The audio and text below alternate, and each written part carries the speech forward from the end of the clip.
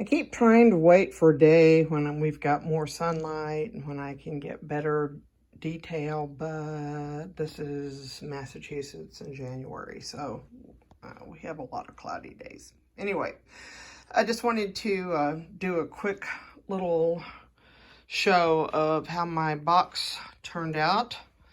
This is a box that I got from the Fry Mill company, and it's Frye, and they make pantry boxes and such like that are frequently called shaker boxes, and they use the same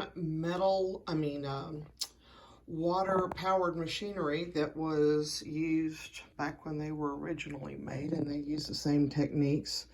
So I'm pretty happy with it. I found the box on eBay, and I feel like it was a perfect match for my embroidery. So the embroidery is based off of a design in the Trevelyan Miscellany, and that was published a long time ago. And they were pretty common designs in the Elizabethan and Jacobean era. And I've incorporated gold work and stump work and different kinds of embroidery on the piece. I designed little people. Well, they're not people, they're insects, based off of period pieces that I've studied.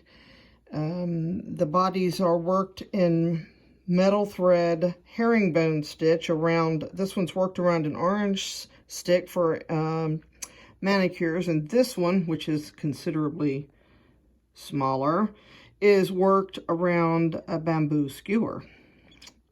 The little snail came from a kit that came from thistle threads, and this little critter, I just designed him on my own based off of a motif in one of the thistle threads classes.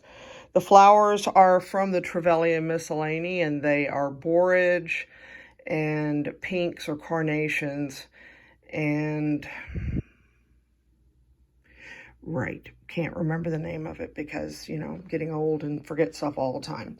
The silver around the outside is plaited braid, and it has cute little thorn stitches around the edge of it.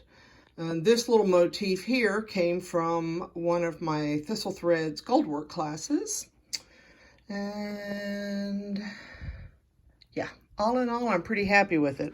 I mounted it on a foam core board, acid-free, and then I put several layers of cotton batting on top of it that were, each one was they were graduated, a little smaller. And then it's just got a string around it, run through several pieces of linen thread, run through and drawn up, and then pressed flat with the steam iron, and then it's just slipped down into the lid. There was a little indentation in the lid, about a 3/8 of an inch, and it's just sitting in it. I was going to glue it in, but decided not to. I was afraid that it might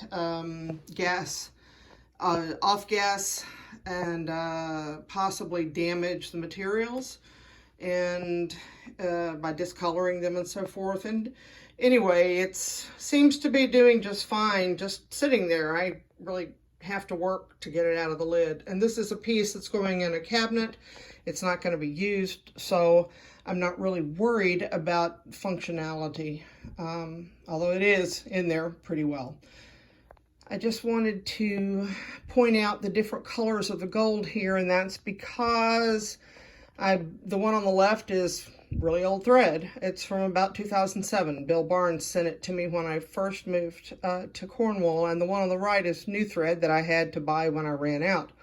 I didn't realize how much the thread had, you know, it's not tarnishing really, but it's discolored with age, and that's a normal thing that we see in pieces that are old that have, you know, just been exposed to oxygen. They haven't been in an environment where they're not getting any opportunities for corrosion. And in fact, I've seen pieces myself at the V&A Museum where the silver, which is what this is actually black. So these are real metal threads. It is real silk. The paillettes are gilt. They're plated. I think these are all gold. If I lift this up here just a little bit, if I can get a hold of it, you can, whoops, yeah, it doesn't want me to pick it up. But you can kind of see the little tiny paillettes. They really glisten in the light. And these were made by Bill Barnes and his people at Golden Threads over in the UK. And I just really want to give a shout out and a thanks to Bill Barnes and to Trisha and to everyone that made the classes possible, that gave me the skills that I needed to be able to do this, and the materials, made the materials available. And again, Bill Barnes, love him to pieces. And I'm really thankful for being able to develop the skills to make this and work on it. So now I'm going to take it and put it in the curio cabinet with all the rest of my little pieces. Real quickly, the stitches that I used were, you know, kind of a hodgepodge, pretty much whatever I kind of felt like doing. But there are corded buttonhole, there are corded buttonhole with metal thread returns, like the butterfly, I'm pretty sure. Yeah, you can't really see it, but there we go. It's got gold for the returns in that one. Some of these are just, the metal thread was the only thread that I used. And it's a whole different animal, let me tell you. You've really got to be patient with it. This is not arts and crafts where you just kind of throw some things together real quickly. This is time and patience with yourself as you learn. The vines here, they are Elizabethan ladder stitch that's interlaced with silver. And the outside edge, of course, is a plaited braid, one of the many variations of plaited braid.